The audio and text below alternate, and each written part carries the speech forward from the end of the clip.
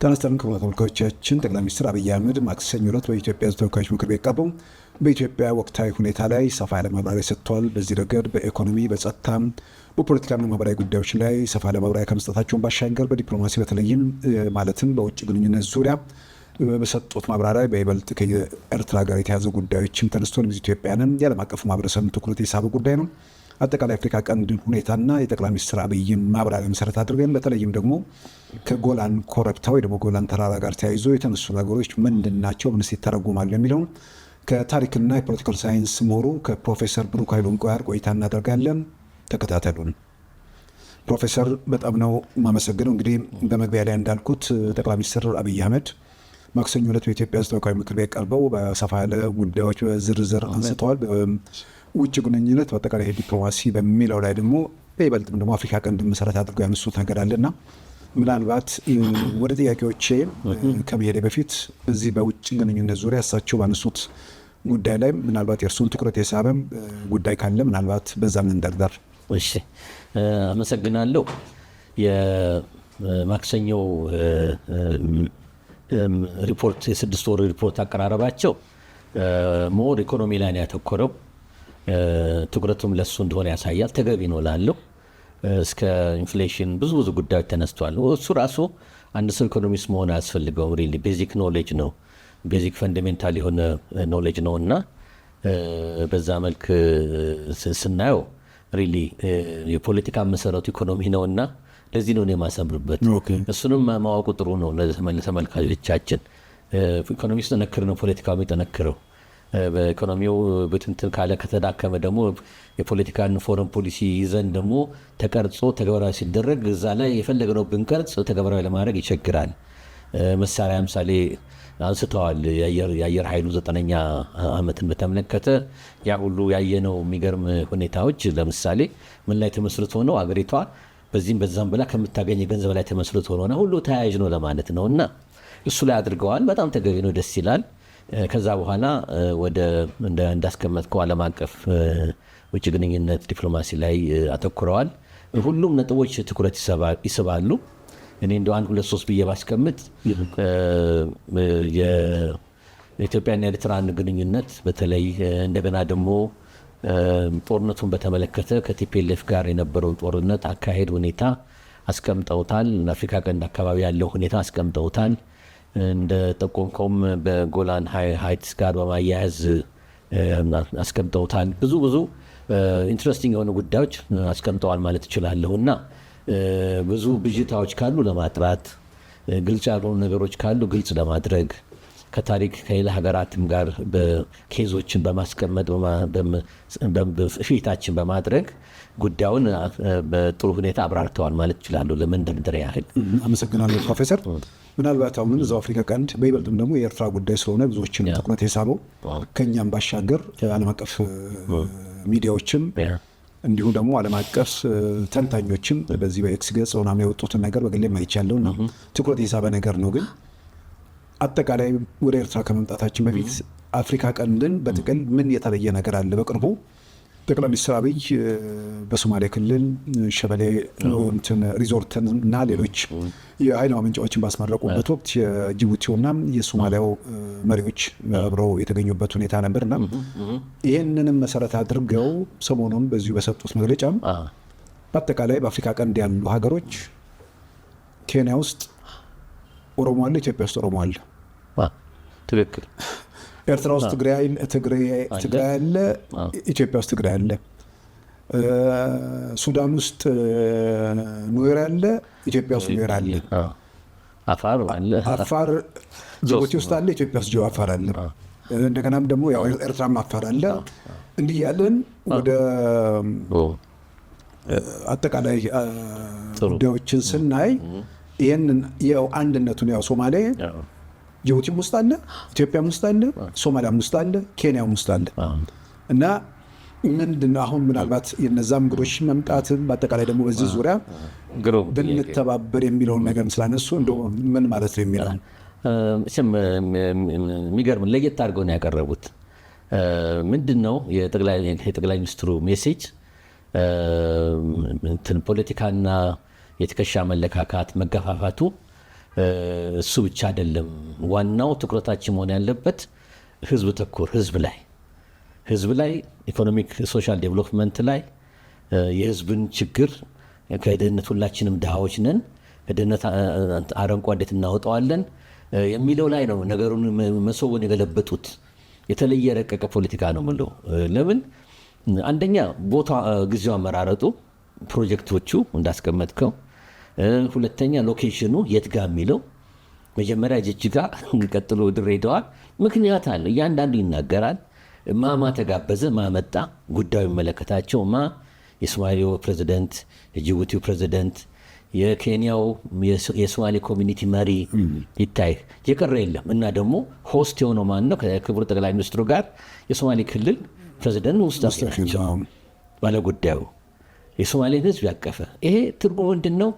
እኛ ዓላማችን ከአፍንጫችን ስር ብቻ ሳይሆን ራቅ አድርገን ከሪጂናል ኢንቴግሬሽን ጋር ማሰብ እንዳለብን ኢትዮጵያ ፎረን ፖሊሲዋ የተያዘው የመያያዙን የሚያመለካክት ነው። ኢትዮጵያ የምናስበው እኛ ለእኛ ህዝብ ብቻ አይደለም፣ ለአካባቢው ህዝብ እንቆረቆራለን። እኛ የምናተኩረው የኢትዮጵያ ብቻ እድገት አይደለም። የኢትዮጵያ እድገትን ከምን ኮንቴክስት ጋር ነው? ከአካባቢው ህዝብ ጋር አብሮ ተያይዞ ማደግ አለበት። የእኛ እድገት ለእናንተ እድገት ነው። የእኛ ኋላቀርነት ለእናንተ ኋላቀርነት ነው። እኛ ጋር ሰላም እጦት እናንተ ጋር ሰላም እጦት ነው። እጣፋንታችን አንድ ነው። እንደገና ደግሞ እንዳስቀመጥከው ህዝባችን የጋራ የሆነ ህዝብ አርቲፊሻል ቦርደር ሆኖ ተለያየ እንጂ ብዙ ህዝቦች የጋራ ህዝቦች አሉን። የእነሱን ህይወት እሱ ላይ ማተኮር አለብን። ውሃውን በተመለከተ 5000 ኪሎ ሜትር ነው ያሉት። ከላይ ከምጽዋ መርሳ ፋጥማ ጀመረ ታች ሞቃዲሾ ድረስ 5000 ኪሎ ሜትር። ይህ ያሉት ምንድን ነው? በቂ ከበቂ በላይ ምን አለ? ውሃ እንዳለ፣ አውትሌት እንዳለ፣ የፖርት እድሎች ዴቨሎፕ ማድረጊያ ሁኔታዎች እንዳሉ። ኢትዮጵያ ግን 50 ኪሎ ሜትር በቂዋ እንደሆነ ይህ ራሱ ምንድነው? ሲምቦሊካሊ ከልክ በላይ ፖለቲካውም ሆነ እግዚአብሔርም ሆነ አላህ የሰጣችሁ ጉዳይ አለ ውሃውን። እኛ ደግሞ ከልክ በላይ ለም መሬት፣ ተራራው፣ ውቢቱ ኢትዮጵያ የሌለ ሪሶርስ የለም። የህዝብ ብዛቱ፣ የቆዳ ስፋቱ እኛንን እኛ ፀሐይ ነን፣ እነሱ ዙሪያ የሚሽከረከሩ መሆናቸውን በደንብ ነው ያስቀመጡላቸው። የእነሱ ጣፋንታ ከኛ ጋር እንደተሳሰረ ስለሆነም እኛ እንደ ታላቅ ወንድም አባት ማለት ትንሽ ኤግዛጀሬት ማድረግ ይሆናል፣ ግን እንደ ታላቅ ወንድሞቻችን ጋር አብረን ነው የሚያምረው። ስለዚህ ይኸውላችሁ ይኸው ተመልከቱ። ኤሌክትሪኩን ስናደርግ አይሻ ፕሮጀክት ሁለተኛ እስከ ድረስ ይሄዳል። የሸበለው ሮት ኑና ተጠቀሙበት። እንዲሁም የምን የመሰለ ሪሶርት ኤሪያ ይሄ በጣም ልብ የሚነካና ስማርትና ሶፊስቲኬትድ ፖለቲካ አድርጌ ነው የምወስደው እንጂ ሰብስቧቸው መጥተው ውሃ በር ብለው ቢሉ ይችላሉ። በር ቢሃይንድ ክሎዝ ዶርስ አንስተውም ይሆናሉ፣ ላያነሱም ይችላሉ። ለምን? ዓላማቸውን አሳዩዋቸው። እኛ ዓላማችን እድገት ነው። አብረን ይህንን አብረን እንስራ። እኛ ይህን ኦፈር እናደርጋለን፣ እናንተ ደግሞ ከእጃችሁ ምን አላችሁ ማለት እኮ ነው። እንዲያስቡበትም የሚጠቁም ነገር ነውና እኔ በጣም መሶቡን የሚገለበጠ እነሱም እንዲያስቡበት የኢትዮጵያን ልባምነት የኢትዮጵያም ዓላማ በጉልበት በምን ሳይሆን አብረን እንስራ አብረን እንደግ መሆኑን በጣም አይ ቲንክ እነሱ የተነኩ ይመስለኛል ስሜታቸው። ምን ያህል ተቆርቆረን እንደምንል ለእነሱ አክብረን ማምጣታችን። ሌላው እኮ አትድረሱ ነው የሚለው። ምክንያቱም የመገንጠል ጥያቄ ይዞ የተነሱ አሉ ሶማሌ ኤሌመንቶች። አሁንም ዛሬ አልተጀመረም። የዛሬ 67 ዓመት ነው የሶማሌ ወጣቶች ሊግን የጀመረው። ያንን 5ቱ ኮከብ እና ጫፉ እኮ የሚያመለከተው 5ቱን ነው። ኦጋዴን ነው ትልቁ። የኦጋዴን የዳሮ ኦጋዴን ሳብ ክላን የሚኖርበት በፍርሃት ሳይሆን በኮንፊደንስ እናንተ ስለጠራን መገንጠልን ደግፈናል። ምንፈራው ነገር የለም። አሞራ አንድ ነን ነው ደግሞ አንድ ህዝብ ነን፣ አንድ ቤተሰብ ነን የሚለው እዛው ላይ ያነሱት ነገር ኢትዮጵያ ትልቅ ሀገር ነች። እንግዲህ ቀደም ሲል በየመድረኩ የሚያነሱት ዙሪያውን ሁሉም ኢትዮጵያ ክልሎች ሁሉም ማለት ጎረቤቶች ውስጥ ያሉ ማህበረሰቦች ኢትዮጵያ ውስጥ አሉ። ስለዚህ ኢትዮጵያ ትልቅ ሀገር ነች። ኢትዮጵያ መዳከሟ ለእናንተ ሸክም ነው የሚሆነው። የኢትዮጵያ መጠናከር ደግሞ እናንተን ይዛ ትነሳለች እና እንድትጠናከር በተለያየ መንገድ አሁን የኢትዮጵያ መውጫ ያጣችበትን ነገር እሱ ደጋግሞ ያነሳሉ። አብሶሉትሊ ምንም ጥርጥር የለውም ያነሳሉ። እነሱም ያውቁታል። እንዲሁም እኮ እንዲያስቡበት እኮ ነው የሚያደርጓቸው። ነው። እንዲህ አይነት ልባም የሆነ አቀራረብ ምናምን እንዲያስቡበት ከበቂ በላይ አላቸው። ከዚህ በፊት እኔም እኮ ብየዋለሁ በተለያዩ መድረኮች ላይ አንተም ጋር መሰለኝ። ውሃውን እኮ ቁጭ ብሎ አይናንውን ነው የሚያዩት እነዚህ ሰዎች። አቅም ጉልበት የለ፣ እውቀቱ የለ፣ ገንዘቡ የላቸው። ከኤርትራ ወንድሞቻችን ጀምሮ ታች ድረስ ማለት ዝም ብለው ነው የሚያዩት። ሰው ያለውን ይሰጣል፣ ከሌለው ተቀብሎ ያንን ወደ ገንዘብ መለወጥ እኮ ጥበብ አለ። ያን ለማድረግ እንኳን እንትን የለም፣ ብዙዎች ፍላጎት ያላቸው በተለይ ከኤርትራ የሶማሊያ ሞቃዲሾ በእንትን በጥርጣሬ ነው። ሶማሌላንዶቹ ናቸው ኦፈር በደንብ ያደረጉን ኑ እያሉ አሁንም ሳይሰለቹ ደጋግሞ የሚጋብዙን። ስለዚህ መልእክቱ ግልጽ ነው፣ ልክ ነው። አሁን የምትለውን ደግፋለሁ። እንግዲህ ምናልባት ያው የተያዘ ነገር ነውና የፓርላማው ንግግራቸው ላይ የሶማሌና የጅቡቲ መሪ በድሬዳዋም በሶማሌ ክልልም ካስተናገዱ በኋላ በዛው ሳምንት እንግዲህ ያ ሳምንት እንዳለፈ ማክሰኞ ቀን በሰጡት መግለጫ ላይ ለኤርትራ ብቻ ሳይሆን ለነሱም ጭምር መልእክት ተላልፏል ብዬ ማምነው ከሞቃዲሾ እስከ ምጽዋ ወይ ደግሞ ከምጽዋ እስከ ሞቃዲሾ ወደ 5000 ኪሎ ሜትር የባህር በር አላችሁ፣ መውጫ አላችሁ። ኢትዮጵያ ከዚህ ውስጥ የምትፈልገው 50 ኪሎ ሜትር ብቻ ነው።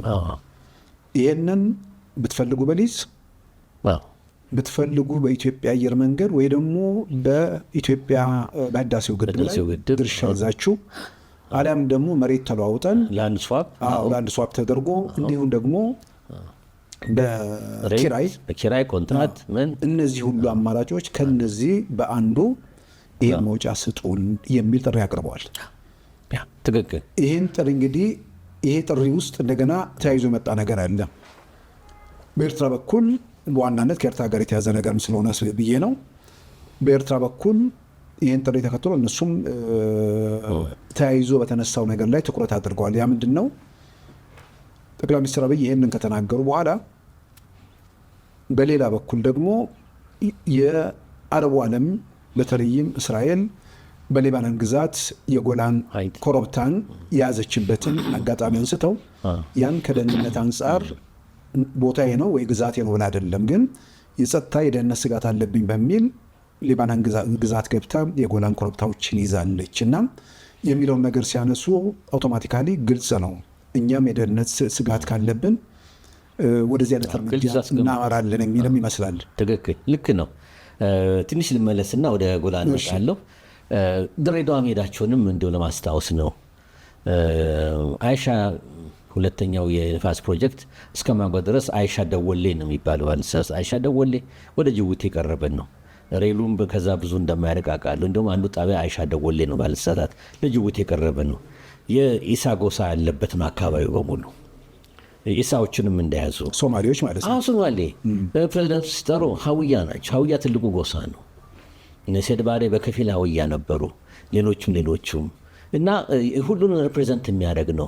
የት ነው የሚታደርጉት? ኦጋዴን ክልል ሳፕላን ያለበት ነው። ክሌም የሚያደርጉት አካባቢ ነው። ኢትዮጵያ ዲሞክራቲክ በሆነ ሁኔታ አንድ ቤት እንገንባ፣ ትልቅ ቤት እንገንባ የሚል ነው። በጡጫ በጎልምትን ሳይሆን ትልቁ መልእክት ወንድም አቶ ሲሳይ ምን ያህል የሶማሌ ሕዝብ መብቱ እንደተከበረም እያሳዩ ነው። ክቡር ጠቅላይ ሚኒስትሩ የኛ ሶማሌ እዛ እኮ ምንም የለም። ጅቡቲ በቋፍ ናቸው። ብዙ ነገር እየመጣ ነው። ሬዚስተንት እየመጣ ነው። ሰውየው ክቡር ፕሬዚደንቱ የነሱ ያው የተዳከሙ ነው። የተፈጥሮ ጉዳይ ነው። አንዳንድ ነገሮችም የመነሳት ሁኔታ አለ ከውስጥ ኦልሬዲ አንድ ተቃዋሚ መጥተዋል። ለመወዳደር ይፈልጋል። ፕሬዚደንሻል ምርጫ ደርሷል። ትንሽ መታ መኮርኮሞቹን የተለመደው አመታት እያየን ነው።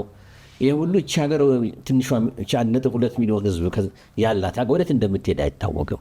ሉክ ሃው ዊ ትሪት አወር ሲቲዝንስ ነው። ሉክ ሃው ዊ ትሪት አወር ማይኖሪቲስ። እንግዲህ ኦሮሞ ነው ትልቁ፣ አማራ ነው ትላልቆቹ ሁለቱ ግንዶች ኤሌፈንቶች ኢትዮጵያ ውስጥ አይደለም ሲምቦሊካሊ። ቀጥሎ እንግዲህ የሶማሌ እና ትግራይ ነው። እንደ ሶማሌም ሊሆን ይችላል። ሶስተኛና አራተኛ ሉክ ሴንሰሱ ላይ ሶማሌ ነው። እንዴት እንደምንኖር እንዴት አንድ መልታ ኤትኒክ የሆነ ስቴት ውስጥ እየገነባን እያንዳንዱ ስቴት በፌዴራል ስርዓት ራሱን ችሎ ራሱ እየወሰነ ህዝቡ እንዴት ህዝቡ እንደተለወጠ እኮ ተስፋ ነው። የኢትዮጵያ ፎከስ አግሬሽን እነሱ እንደሚፈሩት ልትበላ ነው ልትውጣ ሳይሆን ህዝብ ላይ ያተኮረ ማይኖሪቲው ትንሽ ነው ትልቁ ላይ ሳይሆን ሁሉም ላይ ያተኮረ እድገት ላይ ፎከስ እንዳረግን፣ ነገር ግን ችግራችን ያው ሀበሩ ጥያቄ እንደሆነ እሱን ደግሞ በትህትና አይደለ አድሬስ እንድታረጉት ኮንሲደር እንድታረጉት እነሱም እንዲመክሩበት በሚል ይመስላል የክቡር ጠቅላይ ሚኒስትሩ አካሄድ እና በዚህ መልክ ነው። ድሬዳውን በተመለከተ አገራቸው ነው። ባለሳሳት የተወለዱት እዛ ነው። እሳቸው ቤትም አላቸው። የጅቡቲ ፕሬዚደንት በደንብ አማርኛው ከዛ ጋር የተያዘ ነው። በደንብ የተማሩበት ነው። እስከ 14 ዓመት ነው 12 ዓመት ባለሳሳት እንደመረመርኩት ሪሰርች ሳደርግ የተማሩበት ድሬዳዋ ነው። በደንብ ያውቁታል። ብዙ ሁሉን ነገሩን ያውቁታል። የተያዘ እንትን ነው እና ይሄ ሁሉ እናት ሀገራችሁ ኢትዮጵያ ነው። እውነቱን ለምናየው አትርሱ፣ አስቡ ነው። ለዚህ የረቀቀ ፖለቲካ ነው አካሄዳቸው። ጠቅላይ እኔ ከአንጀቴ ነው የምናገረው። የረቀቀ መልእክቱ ለሳቸውም ነው። ሉክ ለሞቃዲሾም ትልቅ መልእክት አለው። እናንተ ፖለቲካ እንደምትፖለትኩት አይደለም። እኛ ማይኖሪቲያችንን ህዝቦች የሶማሌን ህዝብ በክብር ነው ያዝነው። ራሱን ችሎ የራሱ ፓርላማ አለው፣ የራሱ ካቢኔ፣ የራሱ ፕሬዚደንት አለው። ለውጡንም በአይናቸው በብሌኑ እንደሚባለው እንዲያዩት ነው። አፋቸውን ይዘው የሚመለሱ ይመስለኛል። አፋቸውን ጭነው ማለት መቼም ጤነኛ ማንም ሰው ቢያየው ለካስ ኢትዮጵያ እንዲህ ናቸው። እኛ የነበረው ኢሜጅ ሊበሏችሁ ሁልጊዜ አበሾች ሳይሆን እንዲህ በዚህ አይነት ሁኔታ ነው አዲሷ ኢትዮጵያ የሚለው ትልቅ እንድምታ አለውና ሪሊ ኢን ዘ ሎንግ ራን ኢት ዊል ፔይ ኦፍ ጥሩ ዋጋ እናገኛለን። ኢን ዘ ሎንግ ራን ጥያቄያችን ይመለሳል ባይ ነኝ። ይሄ ነው እንግዲህ ትልቁ ተስፋ። ፖለቲካ አንዳንድ የረቀቀ መሆን ያለበት በዚህ ነው። ትፈተዋለህ፣ በፍቅር ይፈታል፣ ወዲያው መልሶ ያመጣም እና እናስብበታለን የሚልም ነገር ክቡር ጠቅላይ ሚኒስትሩ ንግግር ውስጡ አግኝቻለሁ በሚል እንደተለያዩ ማለት ነው። ወደ ጎላኑ ሀይት ስንመጣ ያገናኙት በጣም ኢንትረስቲንግ በሆነ ሁኔታ ነው። ጠቅላይ ሚኒስትሩ የጎላንን ኢሹ አንስተዋል። መቼም ለተመልካቾች አያውቁም ማለት አይደለም። ባጭሩ ብዙ ጊዜ ሳልወስድ ባጭሩ ባስቀምጠው እስራኤሎች በተለይ 67 ዓመተ ምህረት ጦርነት ላይ ኦኪፓይ ካደረጉት ኤሪያዎች ዌስት ባንክ ብቻ ሳይሆን ጎላን ሀይት ነው። የጎላን ኮረብታዎች ማለት ነው። አዎ እሱ በጣም ስትራቴጂክ የሆነ ኮማንዲንግ ሀይትስ ያለው ለሚሊተሪ ፐርፐስ እስራኤል ራሳችንን እንጠብቃለን ብሎ የገመቱበት ነው። ወለል ብሎ ነው የሚታየው። እዛ አካባቢ ሄደ ሰው እንደሚናገረው ደማስቆስ ከጎላን ሀይትስ ቀጥታ በአርቲለሪ ሬንጅ ውስጥ ነው የሚወድቀው። እንደዚህ እንትን ብናይ ወደታች ነው። ዋና ከተማ ሲሪያ እሱ በሲሪያው ሳይድ ነው የሚታየው። የሌባኖ በተመለከተ ግሪን ሪቨር እና ግሪን ላይን የሚሉትን ኦልሬዲ እሱም በዛ መልክ ይዘውታል። የሚያስፈል አሁንም እስካሁን አለቀቁም። ይሄ ግን ሞር ሲሪያ ግን ሲሪያ ነው። የአሳድ ሬጂም ነው ያኔ ከግብፅ ጋር አብረው የወጓቸው። በጣም ኢንቮልቭመንት ሁለት ሀገር ነበሩ። አረቦቹ ተሰባስበው ማለት ነው። አዎ እና እንዲህ አድርገው ራሳችን የሚጠብቁት እና ለህልውናችን ሞት ሽረት ትልቅ ሚና ስላለው መኖርና ባለመኖር መካከል ይህንን ይዘናል ብቻ ሳይሆን ስንይዝም ለዘላለሙ ነው በሚል ምክንያት ያስቀመጡት። እንግዲህ ይሄ ትርጉሙ ግልጽ ነው። ወንድ የሆነን አናውጣኝ ነው። ይኸው እስካሁን አልቻሉም። እንግዲህ ያስቡ 52 53 ዓመት ሆኖታል ይሄ ነገር እና ክቡር ጠቅላይ ሚኒስትሩ ከኢትዮጵያ ጋር በኢምፕሊኬሽን ባይ ዲዳክሽን እንለዋለን ፊሎዞፊካሊም በምንም በኮንቴክስትም ስናይ እኔ ከሚከተለው ጉዳዮች ተነስተው ነው የምለው። አንድ ለኢትዮጵያ የህይወትና የሞት ሽረት የሆኑ ቦታዎች አሉ። በርካታ ቦታዎች አሉ። ለምሳሌ አንዱ አሰብና አካባቢው ነው። የውሃ በር ጥያቄ አንድም ኢንቨስት አድርገንበታል። በአፄ ኃይለሥላሴ ጊዜ ተስፋፍቷል። ደርግ ጊዜም እየተዋጋ የሚችለውን ሞክረዋል። ብዙ ህዝብ ሰፍሮበታል። ብዙ ክሬኖች ተገዝተው እዛ ላይ ኢንቨስት አድርገናል። አገራችን በወቅቱ ብቸኛ የነበረው ኦይል ሪፋይነሪ እዛ ነበር። ሶቪየት ህብረቶች ረድተውናል። እሱም ኋላ እንዳልሆነ ነገር እንደተጣለ ማለት እንችላለን። እና ስለዚህ አሰብ ጉሮሯችን እንትናችን ነው ለኢትዮጵያ እና ለእስራኤልን ጎላን ሀይት እንደሆነ ሁሉ እኔ አስዩም አድርጌ የምወስደው በተለይ አሰብ ለህልውናችን አንደኛው ሁሉህ ቦታ ስትራቴጂ ቦታ እንደሆነ ነው። ስለዚህ ሀገራት ራሳቸውን ዲፋይን የሚያደርጉበት ሁኔታ አለ። አሁን ክሪምም ብንወስድ ቤዚካሊ ሶቪየት ህብረት ክሪሚያ ማለት እኔ ክሪም ነው የሚሉት እነሱ። ክሪሚያ በምን አኳያ ነው ሲባል ከታሪክ አኳያ እና ከስትራቴጂም አኳያ ነው። እዛ አካባቢ ክሪምን የያዘ ሰው ባልሳሳት ብላክ ሲ መውጫና መግቢያውን ከዛም ብሎ ደግሞ ወደ ቦስፎረስ ፓስ ቱርክ ኤዥያ ማይነር መግቢያ መውጫ ወደ አውሮፓና መግቢያውን ጉሮሮ ያዝክ ማለት ነው። ስለዚህ እኛም ለህልውናችን በዛ ላይ ተመስርተው ነው የምለው። ለቦታው አዲስ አይደለንም። ሲግኒፊካንት የሚያደርገው ሞር ደግሞ ክብደት የምንሰጠው እኛ እኮ ቀይ ባህር ቤታችን ሀገራችን ነው። ከቀይ ባህር የተለያየ ነው 34 ዓመት ወዲህ ነው። ለሺህ ዓመታት እኮ ላይ ድረስ የእኛ መርከቦች የሚንቀሳቀሱበት ነው። ሲንቀሳቀሱም ለኮሜርስና ትሬድ ለንግዱ ለምኑ ሲቪሊያን የሆኑ ማሪታይም ሺፕስ ምንላቸው የጦር በጊዜው የነበሩ ደግሞ ሴሊንግ ሺፕስ የጦር የታጠቁ ላይ ድረስ ከሮማን ኢምፓየር ከፐርሻን ማነው ከሮማን ኢምፓየር እና በተለይ ከግሪክ ኢምፓየር ጋር የምንገናኝበት ገንዘቦቻችን ሁሉ የተገኙበት ማስረጃ ማለት ነው።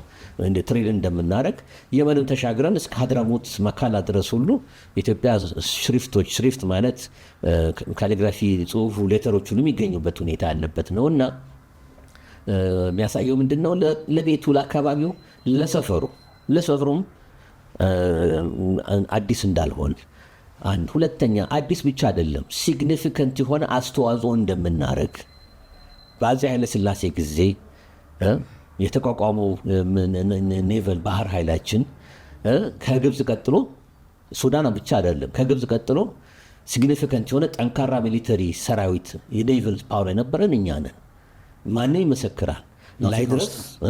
ላይ ድረስ በደንብ የጦር መርከቡ ፋስ ቦቶች አሉ አታክ አድርገው የሚመለሱ ምን የሚሉ የሰው ኃይሉ የታጠቀው መሳሪያ ከአሜሪካ ትሬንድ ሆነው አሜሪካ መሳሪያ የታጠቀ አሜሪካ ድረስ ሄደው የሚማሩ ከዛም ደግሞ በደርግ ጊዜ ወደ ሶቪየት ህብረትም ዞር ስንል እስከ ሴባስቶፖል ድረስ አንደኛው ኔቪ ቤዝ ነው የኛ ልጆች ሄደው እንደሚማሩ እዛም መርከቦች ለምሳሌ ሲጎዱ ትላልቅ መርከቦች እኛ ኦቨርኦል ማናረጋቸው ኢንጂናችንን ሁሉ እስከ ዳያጎ ጋርሲያ ታች ወደ ሪዩኒዮን ድረስ ማዳጋስካር ድረስ እየሄዱ ይደረጉ እንደነበረ የፈረንሳይ አካባቢ ይሄ ሁሉ ማስረጃው ምንድን ነው? የእኛ ናቫል ፎርስ እስከ ኢንዲያን ሳብኮንቲነንት ሁሉ ፐርሺያን ገልፍም ዞረን እንደምንንቀሳቀስ በተለይ ደግሞ ባንዳር አባስ የኢትዮጵያ ፖርቶች በአፄ ኃይለሥላሴ ጊዜ ሻህ በነበሩ ጊዜ እነሱ ኤምፐረር ኮል ፖርት ይባላል ሄደው ሁሉ በደንብ ትልቅ ብሔራዊ እንትን ሲሆን መርከብ ላኩ ይባላል ሀገሮች። ኢትዮጵያም ከምትጠየቅ ሀገር አንዷ ነበረችና ሄዳሉ። አሰብና ምጽዋም ስናደርግ ከአሜሪካ ሁሉ መርከቦች ይመጣሉ። ይሄ የሚያሳየው ምንድን ነበርን ቦታው ላይ። ስለዚህ ለእኛ የህይወት ጉዳይ ነው ማለት ነው። ስለዚህ እኔ በግልጽ ለወዳጅም ለጠላትም ጠቅላይ ሚኒስትሩ ያስቀመጡት ስትራቴጂክ ከጎላን ሀይት ጋር ሲያያይዙት በኢምፕሊኬሽን ለእኛም የጎላን ሀይት ለእስራኤል ህልውና እንደሆነ ሆኖ ለእኛም ደግሞ የተወሰኑ ኤሪያዎች ላይክ አሰብ ባይሉ አሰብ ለእኛ ህልውና እና ኤግዚስተንስ አስፈላጊ እንደሆነና እሱ ላይም በሰላም ለማግኘት እንደምንጥር ከዛ ውጭ ግን ደግሞ ለምሳሌ ወይ ጦርነት ተነስቶ ወይ የሰላማዊ ህግጋት ጦርነት ሲደረግ ይፈርሳል። በባድመ ጊዜ እንዳየ ነው። አሁን ምሳሌ ባድመ ጊዜ ትልቅ ኦፖርቹኒቲን እድል ነበር ለፒአርዲኤፍ መንግስት ማለት ያ ሁሉ ተሰርዞ የውሃ በራችንን ሁሉ ምጽዋ ድረስ ሆነ ሳውዞፍ ከደቡብ ምጽዋ ሆነ ወይ አሰብና ትንሽ ከፍ ብሎ ሆነ የአፋርን አካባቢ ለማስከበር ምንችልበት ትልቅ ወርቃማ ሎተሪ ነበር ይወጣልን። ያን እንግዲህ መጠቀም እያንዳንዱ መንግስት ብስለትና ጥበብ ይጠይቃል። ወይ ዝግምተኛ መንግስት ከሆነ አርቆ ማያስብ መንግስት ከሆነ አላረ ለምን ኮማ ውስጥ የገባ መንግስት ከሆነ ወይም በተለያየ ምክንያት ከሆነ በፊት እንዳየ ነው አመለጠን ማለት ነው። አምልጦናል ያኔ። ስለዚህ አሁን እንበል ከጎረቤት ሀገራት ትርምስ ቢፈጥሩ በተለይ ጦርነቱን ቢቀሰቅሱ ምን ቢሉ እኔ እውነቱን ለመናገር አሁን ባለው ህግጋትና ተፈራረም በሚባለው ህግጋት ኢትዮጵያ ታስራ የምትቆይ አይመስለኝም። ምክንያቱም ብዙ ሀገራት ብዙ መጥቀስ ይቻላል። ጦርነቱ ሲጀመር በሀገራት መካከል በፊት ያስራቸው ነበረው ውል ይፈርስና ወደ እንትን ውስጥ ወደ ኢንጌጅመንት ፊዚካል ኢንጌጅመንት ውስጥ ይኬዳል። ከዛ የሚያዘው ይያዝና ከዛ በኋላ ወደ ዓለም አቀፍ ኮርት ነው የሚኬደው ያዝነውን ይዘህና ማለት ነው። ምናልባት ከክሪሚያና ከጎላን ሀይት ጋር ቀጥታ መያዝ የሚቻል ነገር ምንድን ነው? ምንድን የሆነው ሶቪየት ህብረት የኦክቶበር ትልቁ የኦክቶበር የጥቅምት ሪቮሉሽን 1917 ሰክሴድ ካደረገ በኋላ ሌኒን ነበረ ሶሻሊስት ሪፐብሊኮች ብሎ አቋቋመ። ከራሽያን ፌዴሬሽን ቀጥሎ ዩክራይን፣ ከዩክሬን ቀጥሎ ዋይት ራሻ፣ ቤሎ ራሻ የሚባሉት ብስካ ብሎ ኋላ ተስፋፍቶ 15 ሆነ። ፊንላንድን ለቀቁ። ፊንላንድ ራሱን የቻለ መንግስት ነፃ ሀገር ሆነ። እስካሁን ነፃ ሀገር ናቸው። ምንድን ነው የሆነው? እሱ ሲሞት ስታሊን ተተካ። ስታሊን ሲሞት በ53 አሟሟቱ ታሪኩ ራሱን የቻለ ነው። እሱ ሲሞት ደግሞ ኒኪታ ክሩስቾቭ ስልጣን ያዘ። ኒኪታ ክሩስቾቭ ማን ነው ነው ጥያቄው። ኒኪታ ክሩስቾቭ የዩክሬን ሰው ነው። በኒኪታ ክሩስቾቭ አገዛዝ ጊዜ ከራሽያን ሪፐብሊክ ወስዶ ለዩክሬን የሰጠ ኒኪታ ክሩስቾቭ ነው። ያኔማ አንድ ሀገር አልነበሩ? የሶቪየት ህብረት አልነበሩ? አዎ እኮ እንመጣለን። የራሽያኖችንም እንትን አንደርስታንድ ማድረግ ያስፈልጋላ።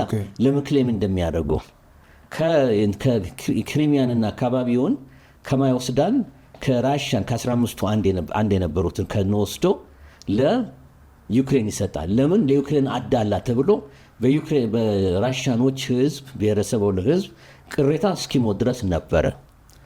እንግዲህ ራሽያ አሁን ክሪሜኛ ነው ሲሉ በሱ ላይ ተንተርሰው ነው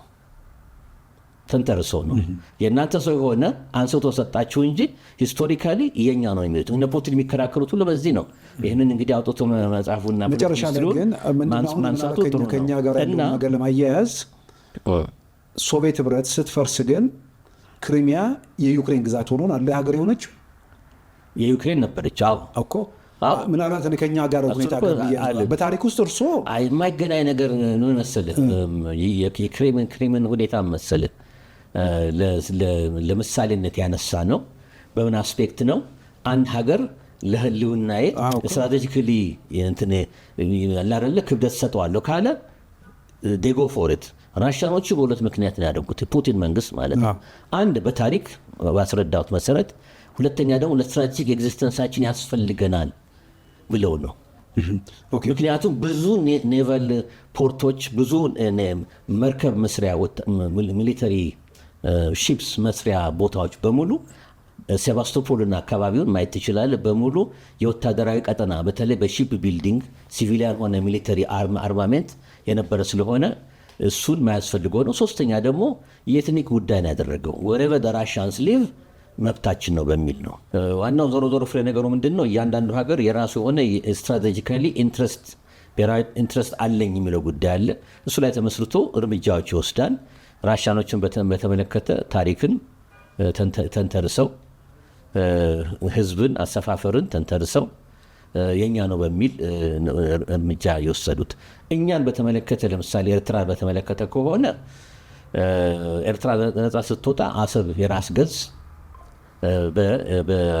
በኢትዮጵያ ስር ናትና በዛ ራሽናል እና በዛ ሎጂክ የኢትዮጵያ መንግስታት ወይም አሁን ያለው የኢትዮጵያ መንግስት እስከ ዓለም ፍርድ ቤት ደረጃ ድረስ በዚህ ራሽናል አርጊመንት ሊገፋበት ይችላል። ምን ያህል ርቆ እንደሚያስኬደን አይዶን ነው። ታሪክንም ረዘም አድርጎ ወደኋላ ስንሄድ ደግሞ የኤርትራን መሰረት ላይ ተመስርተን አይተን ኤርትራ የምትባል ሀገር እንዳልነበረች ታሪካዊ ዳራና ፖለቲካዊ ዳራ አስቀምጠን እኛ ባህረ ነጋሽ የሚል ስም እንዳለን እዛ ላይም እንዲሁም ሹም እንደሚሾም እንደነበረ እስከ ቅርብ ጊዜ ድረስ እስከ አፄ ዮሐንስ ድረስ የመሳሰለውን እንደገና ደግሞ 1890 ቀደም ሲል የጥቂት ዓመት ቀደም ሲል በነበረው በዓለማዊ የቅኝ ግዛት ኮሎኒያል ሂደትና ፕሮሰስ አፍሪካ ቀን ለሶስት ሀገራት በመሰጠቱ እንግሊዝ፣ ፈረንሳይና ጣሊያን ያም አካባቢ ለጣሊያን ስለተሰጠ ስለተስማሙበት እንዳይጋጁ አስተዳደራቸውን መስርተው መጀመሪያ ወደ ታች ምጽዋ ከዛ ወደ አስመራ ርዕሰ ከተማውን በሙቀቱ በሙሉ ለውጠውታል በኋላ እና ያን ካደረጉ በኋላ 1891 ዲክላራሲዮን ዲክሌር ነው ያደረጉት። ይሄ አዲስ ካርቫ ተደረገ ነው አስተዳደር ኤርትራ ብለን ሰይመነዋል ብለው ሰየሙ። ከዛን ጊዜ ጀምሮ የጣሊያን እንግዲህ ኮሎኒያል አስተዳደር ጀመረ ማለት ነው።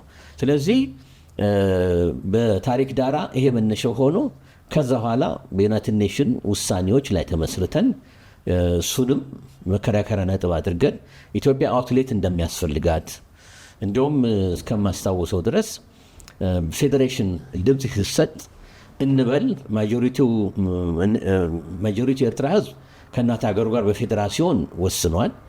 በዛን ወቅት ፌዴሬሽኑ ሳይሆን ማጆሪቲው ለምሳሌ በዛን ወቅት ደግመዋለሁ ከኢትዮጵያ ጋር ሳይሆን የራሳችን እጣ ፋንታ ይዘን እንሄዳለን ቢሉ ኖሮ 289 መሰለኝ ባልሳሳት የዩኤን ሬዞሉሽን የተደረገው ያኔ አይ ቲንክ የኢትዮጵያን አክሰስ ቱ ደሴ ውጭ መብት የሚያስከብር እና ኢንቱ ኮንሲደሬሽን የሚወስድ ሁሉ በደንብ የተቀመጠ ጉዳይ ነበር። ስለዚህ ያኔ አሰበኛ ሆን ነበር ማለት ነው።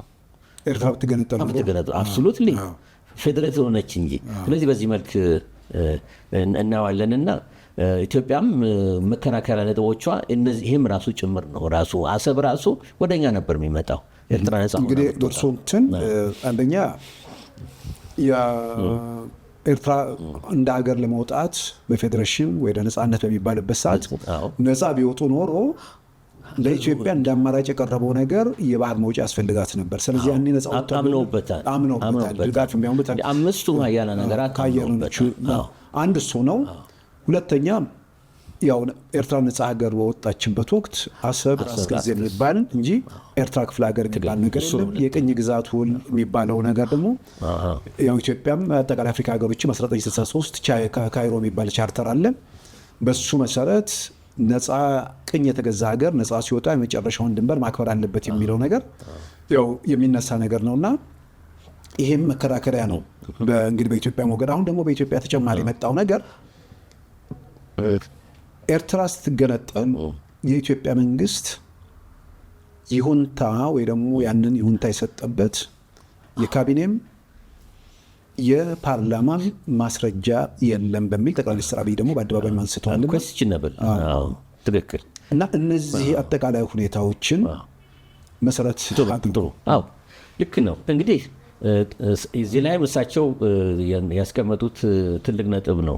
ባለፈው ስብሰባ መሰለኝ ሳሙኤል እሱ ምንድን ነው ደዌይት ወስደን ይላል ፈረንጅ። ያደራረጉ ራሱና አፈጻጸሙ ትክክል እንዳልነበረ ነው። እሱ ምንድን ነው የብዙ ሀገሮችንም ሁኔታ ስናይ የኢትዮጵያን ልዩ ያደርገዋል። በጊዜው የነበረው የኢትዮጵያ መንግስት አንደኛ ጊዜያዊ መንግስት ነው። ይህ ሲፈጸም እዛም ጊዜያዊ ነው፣ እዚህም ጊዜያዊ ነው። ጊዜያዊ መንግስት የህዝብ ቅቡልነት ልጅትመሲ የለውም የሚለውን እንዳንረሳ ማለት ነው። ከዛ የምነሳው ጠቅላይ ሚኒስትር ፕሬዚደንት ነበሩ መለስ። ነገር ወዚህ ልጅትመስ ሲባል ሊጋል ሶቨረን እና ፖለቲካል ሶቨረን ነበሩ፣ ግን ሊጋሊ ሶቨረን አልነበሩም። ያኔ ህዝቡ የተመረጠው ፓርላማ መርጧቸው ቢሆን ሊጋሊ ሶቨረን ነው። ይሄ ጉዳይ በዛ አኳያም ሊታይ ይችላል። ሌላው የኢትዮጵያ አድቮኬት ሆነው ሚናቸውን አልተጫወቱ ነው የሚያሰኘው። ሌት ጎ በቀላሉ እንደዚሁ የለቀቁት ነገር እሳቸው እንደ ቲፒኤልኤፍ መሪነታቸው እንደ ድርጅቱ የራሳቸውን አሳሰብና ኢዲዮሎጂካል አሳሰብና ስለ ኤርትራ ያላቸውን አሳሰብ ይዘው ሊቀጥሉ ይችላሉ። ግን ዋንስ አዲስ አበባ ሲገቡ ቲፒኤልኤፍንና የመጡበትን ትግራይ ክልል ብቻ ሳይሆን የሚወክሉት ማንን ነው? ለሁሉ ኢትዮጵያ ነው። ስለዚህ ለእኛ ለተቀረረው ህዝብ በሙሉ የዛን የማድረግ ኃላፊነት አለባቸው። ለኢትዮጵያ ኢንተርናሽናል ኢንትረስት መዋጋት፣ መሟሟት፣ አድቫንስ ማድረግ፣ መከላከል ይሄ ተደርጓለኝ። ያው መልሶ የታወቀ ነው፣ አልተደረገም።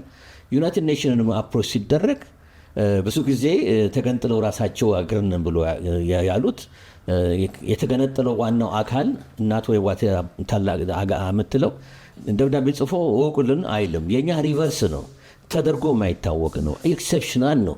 ምሳሌ የሚያመጣ ሰው ያንጣ፣ ግን ኤክሴፕሽናል ነው።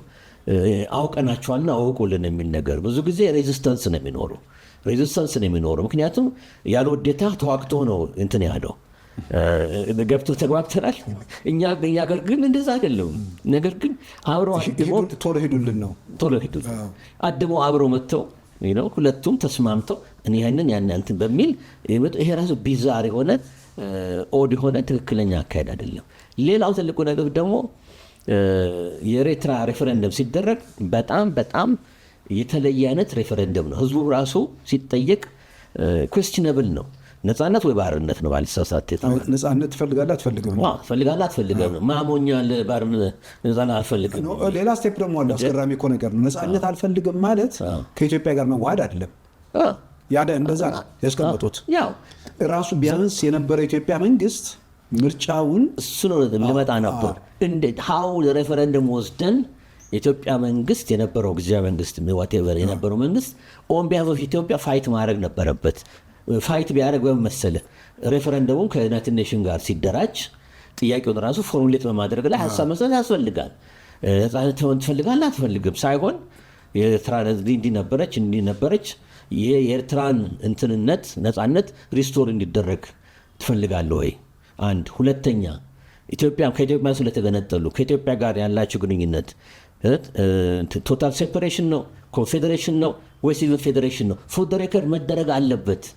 ማጆሪቲውን እንደሚል እያወቅን ውጤቱን እንደሚል እያወቅን በዛ መልክ መቀመጥ ለምንድን ነው ይሄ የሚደረገው? ሁልጊዜ የህጋዊ ነገር ሲደረግ ፌታ ኮምፕሊ ያለቀው ጉዳይ ይዘው መጥተው አድርጉልን ማለት ይሄ ሌላ ነገር ነው፣ ያስጠይቃል። ጥያቄው የሚመጣው በዛ የተነሳ ነው እና ያም አልተደረገም። ስለዚህ የኢትዮጵያ ኢንትረስት አታውቅም እኮ 10,000 ቢሆኑ ኤርትራኖች ከኢትዮጵያ እንገነጠል ሊሆኑ ይችላሉ። የእነሱስ መብት ውሃን የተቸለሰበት ወደ ጎን የተጣለው 10 ለምን 500 ያጎኑ አሉ ፓትሪዮት ኤርትራኖች በኢትዮጵያ ነሳችን የሚያምኑ ማለት ነው። ያው ለታሪክም ይህን ነገር ደጋግሞ ማንሳቱ የሚያስፈልገው በወቅቱ የነበረው የኢትዮጵያ መንግስት ሪፈረንደሙ ላይ ተጽዕኖ የማድረግ አቅም ነበረው። አቅሙ ምንድን ነው? ሶማሌላንድ ልክ እንደውም ከኢትዮጵያ ትቀድማለች አይደለ? ጥር 91 ነው ሶማሊያ የፈረሰችው። የእኛ ደግሞ ህወሓት ስልጣን ላይ መጣ ግንቦት 91፣ ሻዕቢያም ግንቦት 91 በእኛ 83 ማለት ነው። ስለዚህ ያኔ ከኤርትራ ቀድማ ሀገር ነኝ ያለችው ሶማሌላንድ ሀገር መሆን አልቻለችም። ኤርትራ የተለየ ዕጣ ይኖራት ነበረው የኢትዮጵያ መንግስት ያንን ባይቀበል ነው። እዚህ ላይ ሀገር መሆን አልቻለችም ሳይሆን ይመስለኝ አገር ሆናለች። ነገር ግን እውቅና አላገኘችም። ሉዓላዊ ሀገር እድሎች ነበሩ። የኢትዮጵያ መንግስት ባይፈቅድ ቀዳዳ ነበር ለኤርትራ ነው ባይፈቅድ ዩናይትድ ኔሽን ሳፖርት ይኖራል። በህጋዊ መንገድ መፈጸም እንዳለባቸው ኤርትራኖቹን ይቃወሙታል። ኦፍኮርስ ድርጅቱ ሬዲ ነው። ባትፈልጉ ደግሞ ጦርነት አድርገናል አንለቅም ነው የታወቀ ነው። ነገር ግን ፎደሬከር ለትውልዶች እኮ ሬከርድ የሚባለው ይሄ ነው። ዩናይትድ ኔሽንም ቢሆን እኮ ራሱ ጠያቂ የሆነው ሂዱልን የሚለው ኢትዮጵያ መንግስት ባይሆን ኖሮ ኢትዮጵያ መንግስት ታስቦበት የእኛም ኢንትረስት እዛም ኤርትራ ውስጥ እኮ ፕሮ ኢትዮጵያ ሆኑ ኤሌመንቶች ሊኖሩ ይችላሉ፣ የእነሱ መብት መከበር አለበት ብሎ ቢከራከር ኖሮ እና በዛ መልክ ቢል ዩናይትድ ኔሽን ኃላፊነት አለበት ያን በስርዓት ለማስደረግ ታዛቢ ባለበት ምን ለማለት ይሄን ያልሆነው ነው ማለት ነው እኮ። ምናልባትም አሁን ወደኋላ ተመልሶ ሲታሰብም አንድ ነጥብ ስትወግድልኝ ደግሞ ስለሚረዳ ግብአት ላንተ ይሆናል። ሌላው ደግሞ ኤርትራኑ ተበትኖ ኢትዮጵያ ውስጥ አለ። ትልልቅ ከተማና ጎንደር፣ አዲስ አበባ 56,000 ሪፈረንደም ተሳትፏል። አገሮች ሲገነጠሉ ሊጋሊቲ የተሰጣቸውም ሲባል በጊዜው ያልተደረገ ነገር ጉልህ ስህተት ነው ብዬ መገምተው ምንድን ነው ፕሮ ኤሪትሪያ ፕሮ ኢትዮጵያ ሆኑ ኤሌመንቶች ኢቨን ሚዲያ ወደ ተፈቅዶላቸው ለኤርትራ የሚያዋጣት ዕጣ ፈንታ አሸነፉ ገባው ድርጅቱ የሚለው እንዲህ ነው የኛው ልጆች። እኛ ግን ከድሮም ታሪክም ከምንም እኛ የሚታየን ግን ከኢትዮጵያ ጋር አብሮ መቆየቱን አብሮ መሄዱ ያዋጣል የሚል መንፈስ እንኳን ድምፅ ሊሰጥ መንፈስ እንዲደረግ አልተደረገም እንጂ ፕሮፐር ቢሆን መሀል ሀገር ያሉት ኤርትራኖች እስከ ሻሸመኔ ያሉት መጠየቅ ይገባ ነበረ። ግን ሁሉም ኢንቲሚዴትድ ነው የተደረገው። ታስሮ ተጠፍንጎ ነው ውልፍጥ እንዳተደርጎ ነው። ይህም ራሱ አንድ ትልቅ ስህተት ነው።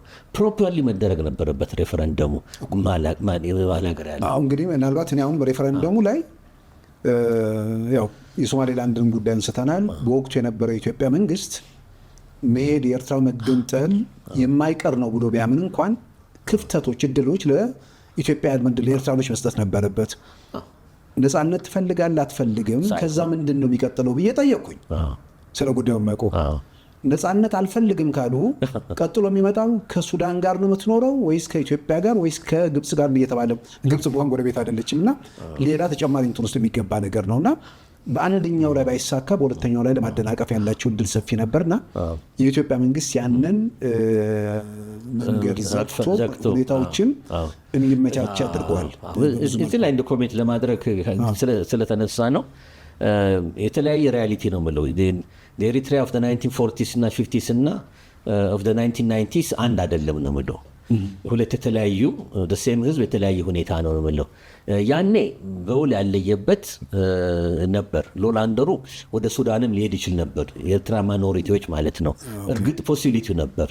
ይሄ ግን ከኢትዮጵያ ፌዴሬሽን ከዛ ዩኒየን ዊት ኢትዮጵያ ከሆነ በኋላ ኤርትራ የሚለው እኮ ቅርጽ አለ፣ ክፍለ ሀገር ተብሎም ጠቅላይ ግዛትም ተብሎም ቢሆንና አይ ቲንክ እነዚህ ህዝቦች ወደ ሱዳን ይገባሉ የተባሉት አብረው ኖረዋል 40-50 ዓመት እና የተለያየ ጊዜያት ነውና ይሄ ስጋት ከየት እንደመነጨ አይ ዶንት አንደርስታንድ። ምክንያቱም የተለያየ እንትን ላይ 50 ዓመት ጋፕ አለ በሁለቱም መካከል እና ብዙ አያሰጋም ነበር። ዋናው ዞሮ ዋናው ምንድን ነው የነበረው መንግስት ለኢትዮጵያ ጥቅም ተከራክሯል። ፎር ዘ ሬከርድ ነው፣ አልተደረገም። ይሄ በተለይ ለኤርትራኖቹ በተለይ ኢትዮጵያ ለሚሉ ለምን 500 አይሆንም? ደግመዋለሁ፣ ዋን ቮት ነው ዲሞክራሲ ከተባለ የእነሱ ጥቅም ተከብረዋል። የተከበረ አይመስለኝም። አሁን ግን ምናልባት ለክርክር የሪፈረንደሙ አካሄድ ራሱ እንደገናም ደግሞ ወደ ኢትዮጵያ ማዕከላዊ መንግስት ላይ ስልጣን ላይ መጣው አካል ከዚህኛው ቡድን ጋር አብሮ የሚሰራ መሆኑ እንዲህ አይነት ነገር መከራከሪያ ይፈጥራል አይፈጥርም? እንትኑ ነው እንጂ ዲስከሽኑ ነው እንጂ ያለቀ ነገር ነው።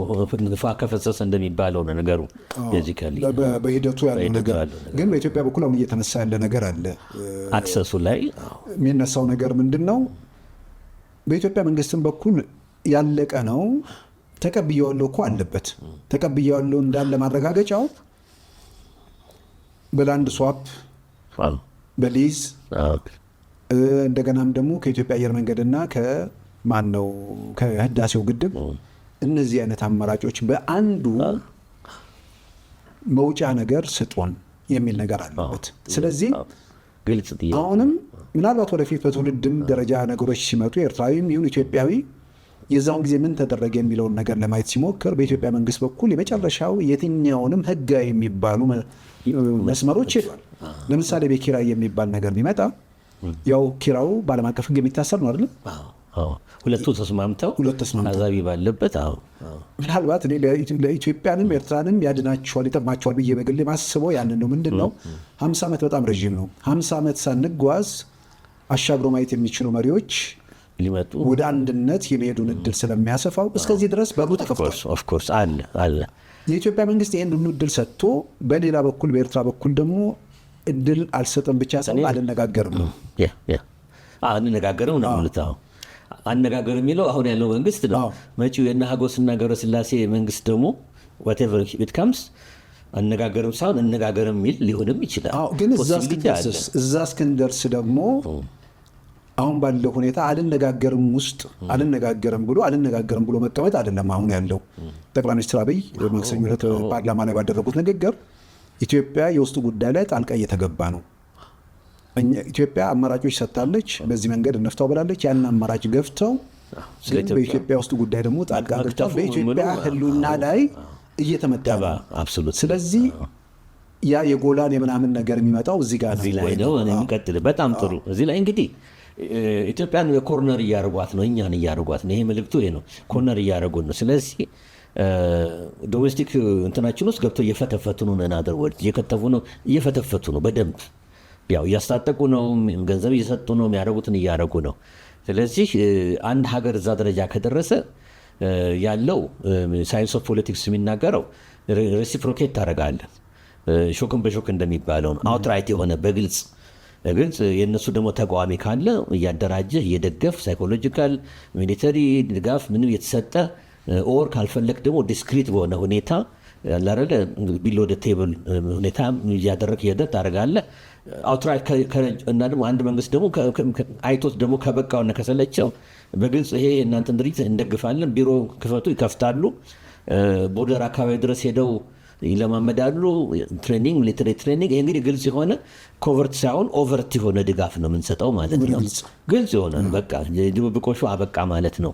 ስለዚህ በዛ መልክ ድጋፍ የሾውን በሾክ ይደረጋል ማለት። ይሄ እንግዲህ ይሄ ሲደረግ የእኛ መንግስት ወይም ስቴት ኤ እና ቢ ስንል የእኛ መንግስት ኤርትራ መንግስት የሚያደርገውን ሬክቲፋይ ለማድረግ ራሳችንን ለማዳን ነውና እኛም ደግሞ እነዚህ ላይ ስንደግፍ ሆፕፉል ነን፣ ተስፋ እናደርጋለን የተሻለች ኤርትራ እንድትመጣ በሚል የባሰ ሳይሆን የተሻለ አዲስ ጊዜያዊ መንግስት ነው ኦፍኮርስ መጀመሪያ የሚመጣው ህጋዊነት ቅቡልነት ስለሌለው አስመራ የሚገባው አትሊስት ከጎረቤቶቹ ጋር ለመግባት ፍላጎት ያለው የኢትዮጵያንም እንግዲህ ከዛ ጋር ነው የሚያያዘው የኢትዮጵያንንም ህመም አድሬስ ለማድረግ ሬዲ የሆነ እነሱም ተመካክረውበት ነው የሚያደርጉት።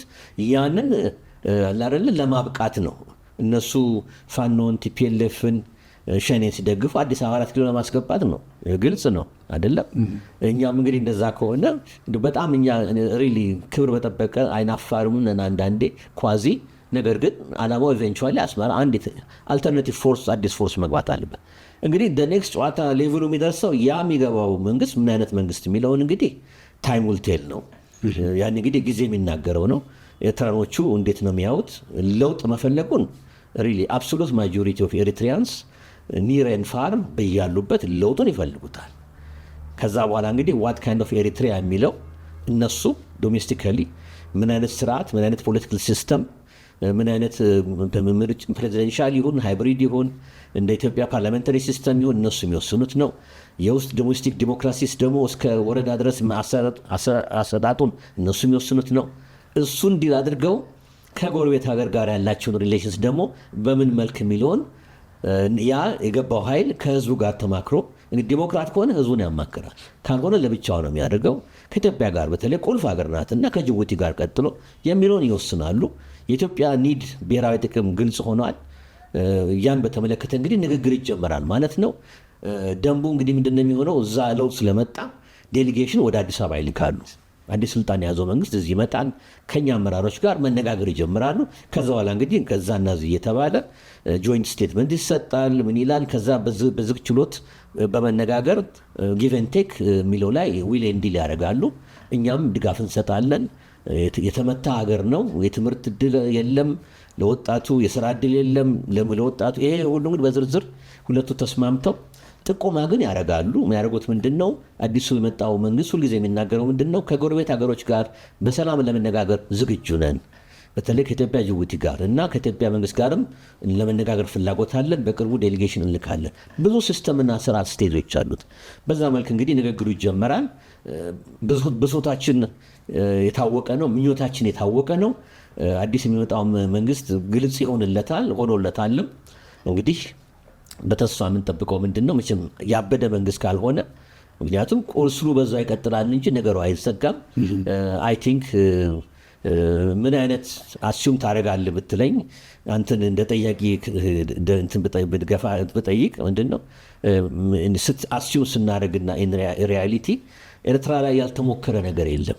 ከጎረቤት ሀገር ጋር ያለመኖር ፍላጎት የመሳሰለው የሚመጣው መንግስት ፕሪዲክት 100% ማድረግ አይቻልም። ግን ሞር ኦር ሌስ ከጎረቤት ሀገራት ጋር በደንብ ጋብቻ ከተሳሰረ ህዝብ ጋር ግን አብሮ መኖር አትሊስት ፍላጎት ያለው የጎረቤት ታላቅ ወንድም ሀገርን ኢትዮጵያን በተመለከተ የዋበር ጥያቄዋ ላይ እንነጋገር የሚልና በአጭር ጊዜ ውስጥ ደግሞ የኢትዮጵያን ፍላጎት ቅድም ጠቅላይ ሚኒስትሩ እንደዘረዘሩት በኪራይ፣ በኮንትራት፣ በሬንት፣ በላንድ ስዋፕ ወይም የእኛን ፐርፎርም የሚያደርጉ ኩባንያ ኮርፖሬሽኖች አላደለ ሼር በመስጠት በመሸጥ በዛ መልክ እንግዲህ እንፍታ ወደሚል ሁኔታ ይሄዳሉ ነውና ሲናሪዎቹ ይመስሉኛል። አመሰግናለሁ ፕሮፌሰር። እንግዲህ እያጠቃለን እንሄዳለን። ምናልባት ያው የኢትዮጵያ የጎላን ጉዳይም ተነስቶ የጎላን ኮረብታ ጉዳይ በንጽጽር ቢነሳም በብዙ መልኩ የኢትዮጵያ መንግስት ሁሉንም የሰላም አማራጮች ሁሉንም መንገዶች ከፍቷል። ምናልባት እኔ ይህንንም ኢንተርቪው ውይይት የሚሰሙት ኤርትራንም ቆም ብሎ ማየት መገምገምም ያለባቸው ነገር ከኢትዮጵያ መንግስት ምን ይጠበቃል፣ ከዚህ በኋላ እንነጋገር ነው። በንግግር ውስጥ ያሉ ሁሉንም አማራጮች ሰጥቷል። የኤርትራ መንግስት አልነጋገርም ብሏል። አልነጋገርም ብቻ ሳይሆን አማጽያንን እያደራጀ ነው። የኢትዮጵያ መንግስት አልነጋገርም ብሎ መቀመጥና አልነጋገርም ብሎ የምነጋገረውን ሰው ራሴ እያዘጋጀው ነው ወይ ደግሞ ከዚህ በኋላ እንዲህ አይነት ሀገር መኖር የለበትም፣ በራሳቸው መንገድ የሚወስኗቸው ነገሮች አሉ። በዛ መልክ እየሰሩ ነው። ስለዚህ ይህ ባለበት ሁኔታ ውስጥ የኢትዮጵያ መንግስት ወደ ሌላው አማራጭ እየሄደ ነው። ያ አማራጭ እንግዲህ አንዳንድ የሚነሳው የጎላን ኮረብታ ጉዳይ ሲነሳ አሰብ ይነሳል እና በአንድ በኩል የባለቤትነት ጥያቄም አወዛጋቢ ምስሎ ስለሚነሳ በሌላም በኩል ከጸጥታም አንጻር ይገባኛል የባህር መውጫ ነው የሚል ነገር ስላለም ነው። ግን ከዓለም አቀፍ ሁኔታ አንጻር እዛ ላይ ከመሄድ ይልቅ መንግስት መለወጡ ለኢትዮጵያ መንግስት የምዕራባውያንም የሌሎችንም ድጋፍ ያስገኝለታል። ከዛ በኋላ ከሚመጣው መንግስት ጋር ያለው ነገር የበለጠ አቋራጩ ነው የሚል ትንተኖችም በጣም ጥሩ በጣም ጥሩ የተነሳው እንግዲህ ሲናሪዮ እና ሲቹዌሽን ኦን ግራውንድ ሪያሊቲ ነው የሚወስነው። ለምሳሌ አሁን ኤርትራ መንግስት ያው ገባ እያለ ከጀርባ እየደገፈ ሰሞኑን ጦርነት ነበር ሰምተናል። ያው የኛን ኢትዮጵያን መቋቋም ስላልቻሉ ጦንቻ ረጭ አለ እንጂ ይሄኔ ብዙ ነገር ሊመጣ ይችል ነበር ማለት ፈልጋለሁ። ዝምታው መደቆስን የሚያሳይ ይመስለኛል። በዛ መልክ ቢቀጥሉ ለምሳሌ እንበል አውትራይት ሚሊተሪ ኦፕሬሽን ቢጀምሩ በቡሬ በዛ በኩል በትግራይ በኩል ምናምን ያኔ ኢትዮጵያ ሀዝ ዘ ራይት ቱ ሪስፖንድ በደንብ መመለስ መብት አለን። ያኔ እንግዲህ እያባረርክ ነው እንትን የምትለው ስትዋጋም ዝም ብሎ አጥሩ ድረስ ደርሶ ከተመለስ ያው ስርዓቱ አለ። ይህን ደግሞ ብዙ ጊዜ ታይቷል እና ከስር አሁን ቁጭቱም ይሄ ነው። ከስሩ መመንገድ ካስፈለገ እዛው ድረስ መከታተል ያስፈልጋል ነው። በሚሊቴሪ ሳይንሱ የሚያሳየው ይሄ ነው። እንግዲህ ሚሊቴሪ ጠበብታቱም ይሄ ነው እና ያ ከሆነ አይ ቲንክ ኢትዮጵያ የኔ ነው የምትለው አሰብን በዛ ፕሮሰስ ውስጥ አሰብ ላይ መድረሳችን አይቀርም። ቅድም እንዳልኩት እሱን ይዞ ወደ ንግግሩ እንገባለን። ከአዲስ የኤርትራ መንግስት ጋርም ቢሆን ያኔ ዊልና ዲል እናደርጋለን በምን መልክ የሚለውን ወደ ኢንተርናሽናል ኮርት ኦፍ ጀስቲስም ሄደን ደግሞ መከራከር ሂስቶሪካል ኦነርሺፕ እና ሂስቶሪካል የኛ እንደነበረ አሳምነን ብዙ ዓመት የሚፈጅ ህግ እንትን ይኖራል። እኛ ስራችን እንቀጥላለን። ብዙ ተቃውሞ ይመጣብናል፣ ብዙ ማውገዝ ይመጣል። ግን ያው ማይት ኢዝ ራይት የሚባል የሚያሳዝን ሁኔታ አለ። አሁን ራሻን ማን ያስወጣው? ይሄ ሁሉ ኔቶ ተነስቶ ቢል ሁላ እናድርገው ማለት አይደለም። ተገፍተን ካረግን ብሔራዊ ጥቅማችን ተገፍቶም አሁን አንደኛው ሁለተኛው ደግሞ ምንድን ነው ፕሪፈረብል የሆነ ሁለተኛው ነው። ሁለተኛው ያን ውግዘቱን ለማሸሽ አዎ እኛ የምንደግፈው መንግስት እንትን ማውጣት ነው። እንደው ከኛ ጋር አይወዳደሩም። ከኛም ከኤርትራኖች ጋር ለምሳሌ ታንዛኒያኖች ያደረጉትን ኢዲ አሚንን በማስወገድ ሊሚትድ በሆነ ሁኔታ ማንሳት እንችላለን። ለምሳሌ እነሱ ሱፐር ፓወር ኦሪጂናል ፓወር ሆኖ እኮ ገፍተው ያባረሩት ፋክት ነው። ሁለቱ ደካማ አርሚ ያደረገው ፋክት ነው። እንግዲህ በዲሞክራሲ የሚያምን ሰው ሞዋሊሙ ጁሊየስ ኔሬሬ በዲሞክራሲ የሚያምን በፋተርኒቲ በፓን አፍሪካን የሚያምን እንዲ ቢያንገበግበው ሰውዬ ቢያንገበግበው መጨረሻ ላይ ቢብስበት ያን እርምጃ ወሰደ። ሳክሰስፉል ሆኖ አስወገዱት። ሸሽቶ ታዲያ በገባ ኤርትራ ዩጋንዳ ህዝቡ እፎ ያለ። እኛም ብዙ ጊዜ ተብሏል ያለፈው 30 25 ዓመት 28 ዓመት 25 ዓመት 20 ዓመት እድሎች ቅድም አመለጠን ማረድ ይቻል ነበር። የባድመም ጊዜ አሸንፈን 40 ኪሎ ሜትር 50 ኪሎ ሜትር እስከ ፎርቶ ባይሶራ ተራራ ሁሉ ታይቶ አስመራ ቀርበን ተመለሱ ተብሎ ጀነራል ጻድቃን ሁሉም ተጥቦበታል። እና ወደዚህ ነጥብ ስመለስ የስ ኢስ ፖስብል ይደገፋል አይደገፍም። ምዕራቦቹ ለፓብሊክ ኮንሰምፕሽን ትንሽ በአሁን ይመረጥ ነበር የሚል ነገር ትሬስ ኮሚኒኬ ሊሰጡ ይችላሉ። ፖለቲክስ ያለ ነገር ነው። ልባቸው ቅቤ እየጠጣ ደስ እያላቸው። ምክንያቱም ይሄ አስመራ ያለው ስርዓት ለእነሱም ሾክ ነው የሆነባቸው። እንኳን ለኢትዮጵያና ሁሉም በልቡ ያውቃል። አንድ ሁለት ቀን ይጎራል፣ ከዛ ይለመዳል። ኤርትራ ህዝብም በደንብ ነው በጸጋ ነው የሚቀበለው አዲሱን መንግስትና ለውጥ። የኢትዮጵያ አርሚ ጥበቡ ምንድን ነው? ኤርትራ ለመቆየት ነው። ገብተህ ስልጣን ላይ ረድተህ መድረኩ ላይ ወዲያው በመሸሻ ሲስተማቲክ በሆነ ሁኔታ ዊድሮ ተደርጎ ወደ ቦርደራችን ከተመለስን ድረስ ዓለም አቀፍ ህግንም አከበርን ማለት ነው። ለኤርትራ ህዝቡ እፎይታ አስገኘን ማለት ነው። አዲስ መጤውን መንግስት ደግሞ ቅድም ያለውን አዲስ ሀሳብ ይዞ የማምጣት እድሉ ሰፊ ነውና የእኛም ጥያቄ በእነሱ ትልቁ ዲሞክራቲክ ስርዓት ፕሮሰስ ውስጥ የጎረቤት ሀገር ብሶትና የውሃ በር ጥያቄ በዛ መልክ ሊመለስ ይችላልና ሁለተኛ ኦፕሽኑን ነው ጥሩ ለኢትዮጵያ የሚሆኑ ማለት ይችላል። ምናልባት አሁን ኢትዮጵያውያን ኤርትራን የሚሰሙትን ኢንተርቪው ነውና የትኛውም የሚመጣ የኤርትራ መንግስት ከባድ ነገር አይመስለኝም። በየትኛውም መንገድ ተዘግቶ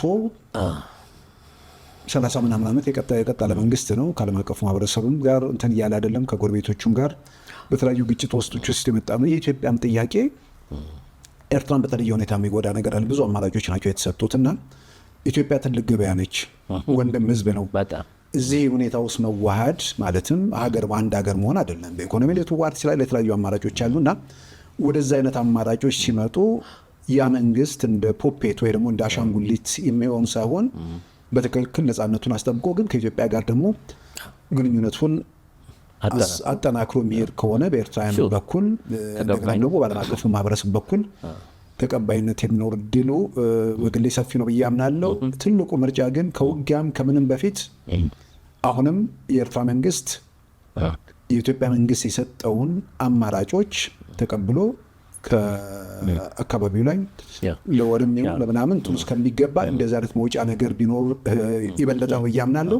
ፕሮፌሰር እንግዲህ አጠቃላይ ጉዳዮችን በዝርዝር ተብለናል። ያው ከሰዓት አንጻር እና አጠቃላይ በተነሱ ንግዶች ላይ እንደው ለሰው ይዞት የሚሄደው ማጠቃለያ ነገር ጥሩ ለማጠቃለያ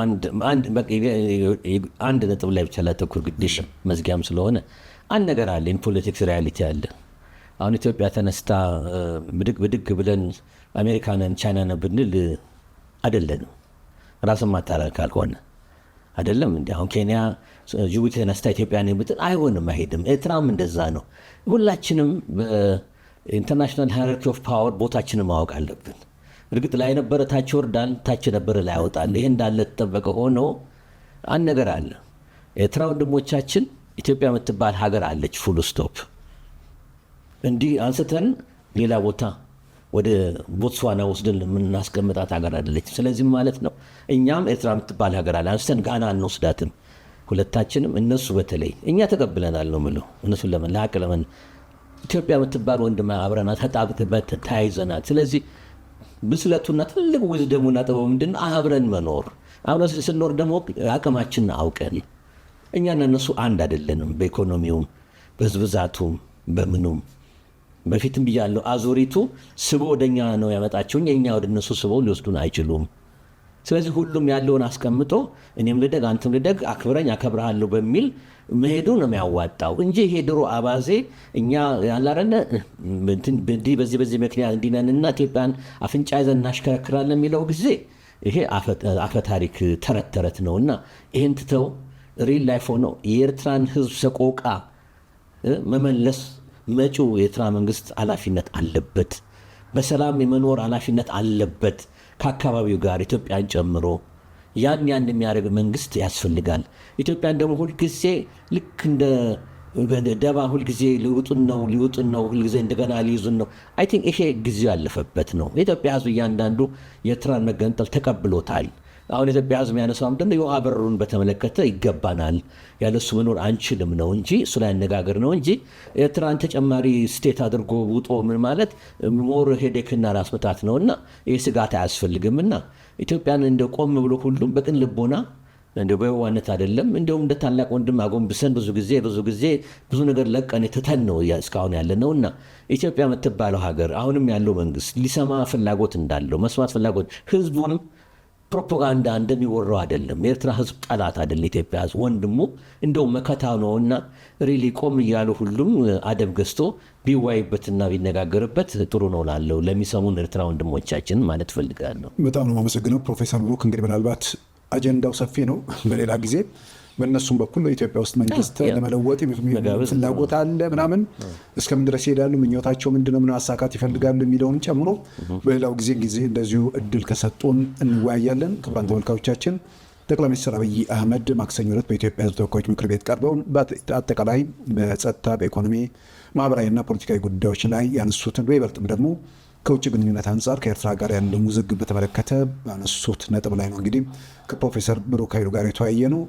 ምናልባት ጠቅላይ ሚኒስትር አብይ በዛ መድረክ ላይ ያነሱትን ነገር መላልሶ ማስታወስ ኢትዮጵያ ፖለቲካ ውስጥም ኤርትራ ውስጥ የተለያየ መንገድ በግሌ የማየው የምረዳው ነገር ምንድን ነው የሚስማማንና የሚጥማን ብቻ መስማት ስላለም ጠቅላይ ሚኒስትር አብይ ምን እንዳሉ እንኳን በደንብ ያልሰሙ ሰዎች የሚያኖሩ ስለሚችሉ በግልጽ ያስቀመጡት ከኤርትራ ጋር የኤርትራን ሉዓላዊነት ተቀብለው ከኤርትራ ጋር ከምጽዋ እስከ ሞቃዲሾ ድረስ 5000 ኪሎ ሜትር አለ። ከዛ ውስጥ 50 ኪሎ ሜትር ያህል ስጡን፣ ስትሰጡን እንውሰድ አይደለም በኪራይ ስጡን ወይ ደግሞ ከኛ የአባይ ማለት የህዳሴ ግድብ ወይ ደግሞ የአየር መንገዳችን ድርሻ መውሰድ ስላላችሁ፣ በሌላም በኩል ደግሞ መሬት መለዋወጥንም ሁሉንም አማራጮች ሁሉንም የህግ አማራጮች አቅርበው በዚህ በኩል ለመወያየት ፈቃደኝነቱን የገለጸ መንግስት ነውና ይህንን በመግፋት የሚመጣ ውጤትና ለውጥ ሳለ ወይ ምናልባት በኤርትራ በኩል ያሉ ሰዎችም ይህን ቆም ብለው እንዲያዩ ከስሜት ባሻገር ነገሮችን መገምገም በጣም አስፈላጊ ነው ብዬ አምናለሁ። ክቡራን ተመልካቾቻችን ከፕሮፌሰር ብሩክ ኃይሉ ጋር ያደረግነው በውይይት በዚሁ አጠናቀናል። ጤና ይስጥልን።